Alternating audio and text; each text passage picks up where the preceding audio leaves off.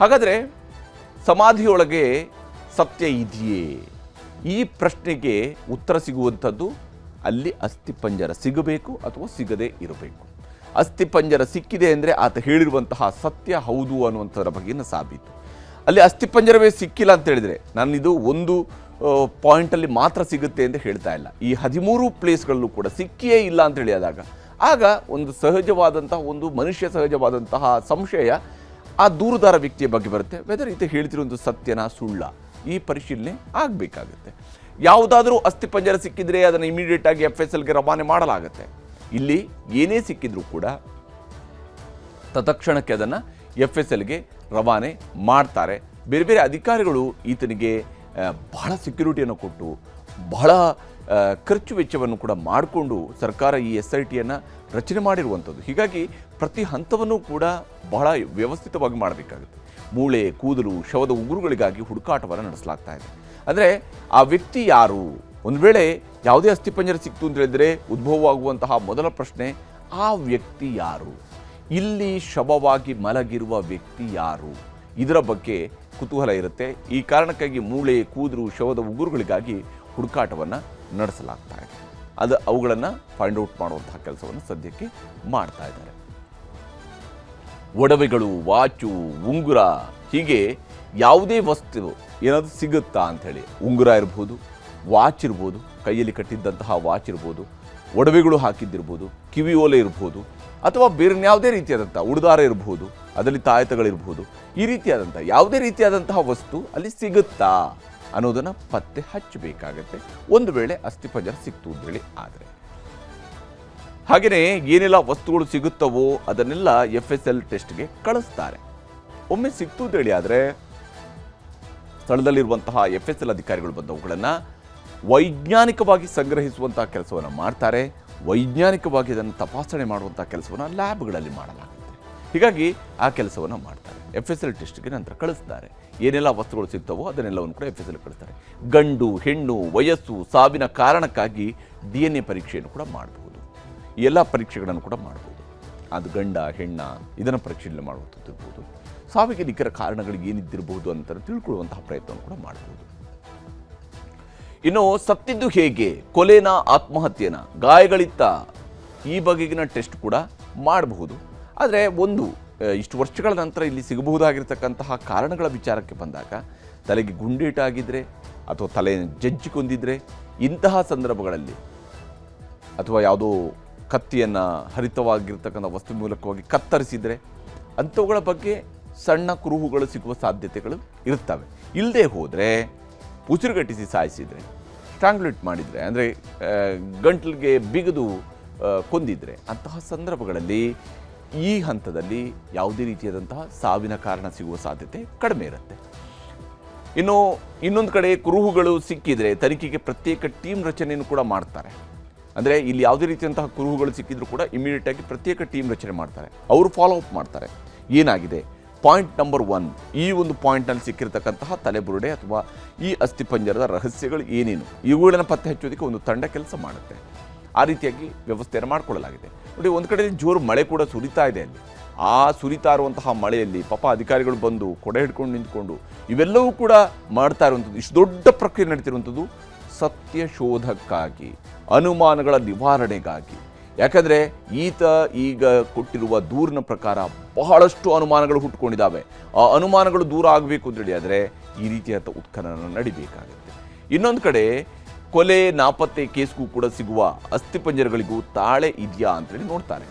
ಕೊಲೆ, ನಾಪತ್ತೆ ಕೇಸ್ಗಳು, ಆ ಸಂದರ್ಭದಲ್ಲಿ ನಮ್ಮವ್ರು ಯಾರೋ ಕೊಲೆ ಆಗಿದ್ದಾರೆ ಅಥವಾ ನಾಪತ್ತೆ ಆಗಿದ್ದಾರೆ ಅನ್ನೋದನ್ನು ಈಗಲೂ ಕೂಡ ಬಂದವರು ಅವರ ಕುಟುಂಬದವರು ಹೇಳಿದರೆ ಆಗ DNA ಟೆಸ್ಟನ್ನು ಮಾಡಿಸ್ಕೋಬೋದು. ಅಸ್ಥಿಪಂಜರದ ಜೊತೆಗೆ ಹೋಲಿಕೆ ಆಗುತ್ತಾ, ಇವ್ರಿಗೆ ಸಂಬಂಧಿಸಿದ್ದ ಅಂತ ತಿಳ್ಕೊಳ್ಬೋದು. ಆ ಒಂದು ಪ್ರಯತ್ನವನ್ನು ಕೂಡ ಪೊಲೀಸರು ಮಾಡ್ತಾರೆ. SIT ಅಧಿಕಾರಿಗಳ ತಂಡ ಮಾಡುತ್ತೆ. ಇಲ್ಲಿ ವೈಜ್ಞಾನಿಕ ಪರೀಕ್ಷೆ ಹೇಗೆ ನಡೆಯುತ್ತೆ ಅನ್ನುವಂತಹ ಕುತೂಹಲ ನಿಮ್ಮಲ್ಲಿ ಪ್ರತಿಯೊಬ್ಬರಲ್ಲೂ ಕೂಡ ಇದ್ದೇ ಇರ್ಬೋದು. ಬಹಳ ಮುಖ್ಯ ಇವೆಲ್ಲವೂ ಕೂಡ. ಯಾಕೆಂದರೆ ಇಲ್ಲಿ ಅಸ್ಥಿಪಂಜರ ಸಿಕ್ಕಿದೆ ಅಂಥೇಳಿ ಏನಾದರೂ ಆಯಿತು ಅಂತಲೇ ಅಂದ್ಕೊಳ್ಳೋಣ ಊಹಾತ್ಮಕವಾಗಿ. ಒಂದು ವೇಳೆ ಅಸ್ಥಿಪಂಜರ ಸಿಕ್ತಪ್ಪ, ಅಲ್ಲಿ ಆತ ಹೇಳಿರುವ ಪ್ರತಿ ಪಾಯಿಂಟಲ್ಲೂ ಅಸ್ಥಿಪಂಜರ ಸಿಕ್ತು ಅಂತಲೇ ಇಟ್ಕೊಳ್ಳಿ. ಆ ತಕ್ಷಣಕ್ಕೆ ಯಾರನ್ನೂ ಕೂಡ ನೀವು ಕನ್ವಿಕ್ಟ್ ಮಾಡೋಕ್ಕಾಗಲ್ಲ. ಯಾರನ್ನೂ ಕೂಡ ಇವರೇ ಅಪರಾಧಿ ಅಂತ ಹೇಳೋಕ್ಕಾಗೋದಿಲ್ಲ. ಆ ಸಂದರ್ಭದಲ್ಲಿ ವೈಜ್ಞಾನಿಕ ಸಾಕ್ಷ್ಯ ಬಹಳ ಮುಖ್ಯ ಪಾತ್ರ ನಿರ್ವಹಿಸುತ್ತೆ. ಅಸ್ಥಿಪಂಜರ ಸಿಕ್ಕಿದರೆ ಆ ಸ್ಥಳವನ್ನು ಸಂರಕ್ಷಿಸೋದಕ್ಕೆ ಕ್ರಮವನ್ನು ಕೈಗೊಳ್ತಾರೆ. ಅದನ್ನು ಸಂರಕ್ಷಿಸಬೇಕಾಗುತ್ತೆ.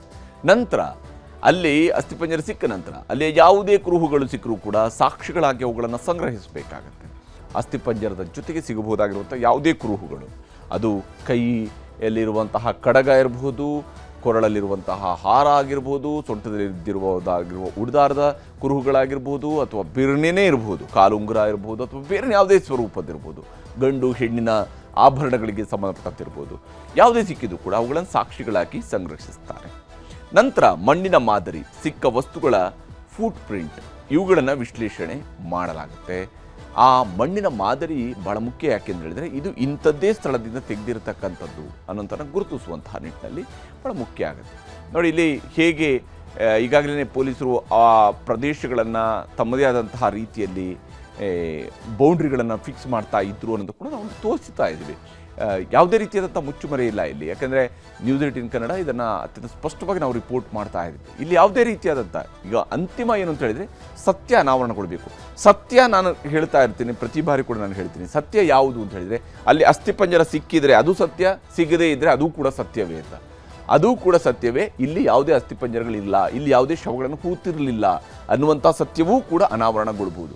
ಇವೆರಡರೂ ಕೂಡ ಅನಾವರಣಗೊಳ್ಳಬೇಕು ಅಂದರೆ ಈ ಸಮಾಧಿಗಳನ್ನು ಆತ ತೋರಿಸಿರುವಂತಹ ಪ್ರದೇಶಗಳಲ್ಲಿ ಸಮಾಧಿಯನ್ನು ಅಗಿಯುವಂತಹ ಕೆಲಸ ಮಾಡಬೇಕಾಗುತ್ತೆ. ಅಸ್ಥಿಪಂಜರ ಸಿಕ್ಕರೆ ಅದನ್ನು ಸಂಗ್ರಹಿಸಿ ಫೋರೆನ್ಸಿಕ್ ವಿಶ್ಲೇಷಣೆ ಕಾರ್ಯವನ್ನು ನೆರವೇರಿಸಲಾಗುತ್ತೆ. ಫೋರೆನ್ಸಿಕ್ ಮೂಲಕವಾಗಿ ಅದನ್ನು ವಿಶ್ಲೇಷಿಸ್ತಾರೆ. ಏನಿದೆ, ನಿಜಾನ ಸುಳ್ಳ, ಇದೇನಾ ಹೌದಾ ಅಲ್ವಾ, ಇವುಗಳನ್ನು ಫೈಂಡ್ ಔಟ್ ಮಾಡ್ತಾರೆ. ಶಾಸ್ತ್ರಜ್ಞರು ಅಥವಾ ವಿಧಿವಿಜ್ಞಾನ ತಜ್ಞರಿಂದ ಅಧ್ಯಯನವನ್ನು ನಡೆಸಲಾಗುತ್ತೆ. ಅವರು ಈ ಅಧ್ಯಯನ ಮಾಡಿ ನಂತರ ರಿಪೋರ್ಟ್ ಕೊಡ್ತಾರೆ.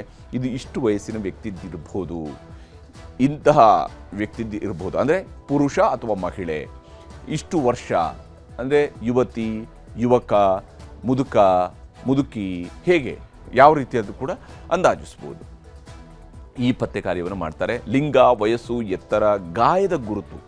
ಒಂದು ವೇಳೆ ಗಾಯ ಏನಾದರೂ ಆಗಿತ್ತು ಸಾಯಕ್ಕೆ ಮುಂಚಿತವಾಗಿ, ಅಂದರೆ ಮೂಳೆ ಮುರಿತ ಆಗಿರಬೇಕು, ಮೂಳೆಗೂ ಕೂಡ ಮುರಿತ ಆಗಿರಬೇಕು, ಮುರಿತದಂತಹ ಗಾಯಗಳು ಆಗಿರಬೇಕು, ಛಿದ್ರ ಆಗಿರಬೇಕು, ಅಂಥದ್ದೇನಾದ್ರು ಆಗಿತ್ತು ಅಂಥೇಳಿ ಆದರೆ ಆ ಒಂದು ಗುರುತನ್ನು ಕೂಡ ಪತ್ತೆ ಹಚ್ಚುವಂತಹ ಕೆಲಸವನ್ನು ಮಾಡಲಾಗುತ್ತೆ, ಗುರುತು ಹಾಕಲಾಗುತ್ತೆ.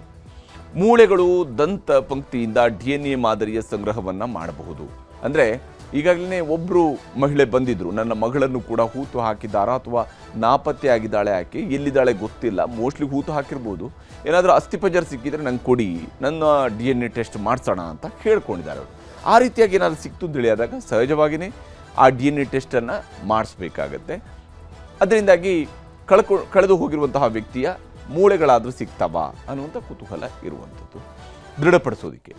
ಬಳಿಕ ಮಿಸ್ಸಿಂಗ್ ಮಾಸ್ ಡಾಟಾದ ಜೊತೆಗೆ DNA ಮ್ಯಾಚಿಂಗನ್ನು ಕೂಡ ಮಾಡಲಾಗುತ್ತೆ. ಮಿಸ್ಸಿಂಗ್ ಡಾಟಾವನ್ನು ತೆಗೆದುಕೊಳ್ತಾರೆ.